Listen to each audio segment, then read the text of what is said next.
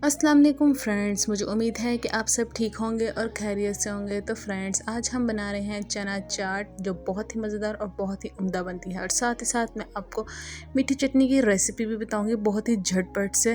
तो चले आए, अब हम स्टार्ट करते हैं। वीडियो को आखिर तक ज़रूर देखिएगा। तो ये देखिए, ये 2 से 3 घंटे हमने खुबानियाँ और इमली भिगो के रखी थी। तो ये खुबानियाँ सबसे पहले हमने इसमें ऐड की हैं और उसको थोड़ा सा बॉयल दिया, और साथ ही उसके अंदर हमने इमली ऐड कर दी। और पानी हमने इतना इसमें ऐड करना है कि जब तक कि हमारी खुबानियाँ अच्छी तरह से गल जाएं।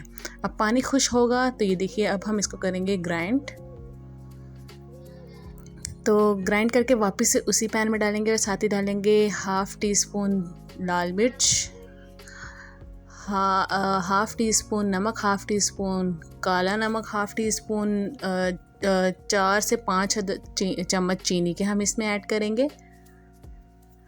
और साथ ही हम इसके अंदर ये विनेगर ऐड करेंगे 2 टेबलस्पून।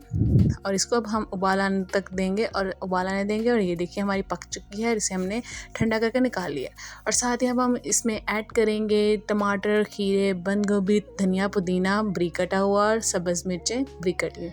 ये चने और आलू हमने बॉईल कर लिए थे और ये हमने इसमें ऐड किए हैं। साथ ही हमने इसके अंदर बंद गोभी, हरा धनिया और पुदीना ऐड किया है, जो छोटे छोटे पीसेस में हमने काटा है। और ये टमाटर भी जो चौकोर पीसेस में हमने काटा है।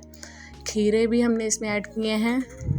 और ये इसके ऊपर हमने हल्की सी छिड़की है सब्ज़ मिर्चें कटी हुई, चॉप की हुई। और ये हमने लिया है दही। दही के अंदर हमने हरे धनिया और पुदीने की चटनी ऐड की है।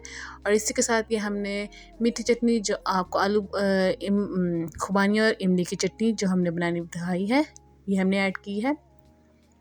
अब इसे अच्छी तरह से हम मिक्स कर लेंगे। फ्रेंड्स, ये रमज़ान की बहुत ही अच्छी रेसिपी है। दही मुझे थोड़ा कम लग रहा था, मैंने इसलिए और ऐड कर दिया इसमें।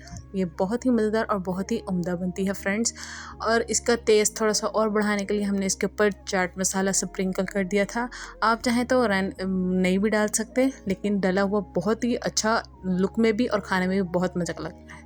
अगर वीडियो पसंद आई हो तो वीडियो को लाइक करें, चैनल को सब्सक्राइब करें। अल्लाह हाफिज़।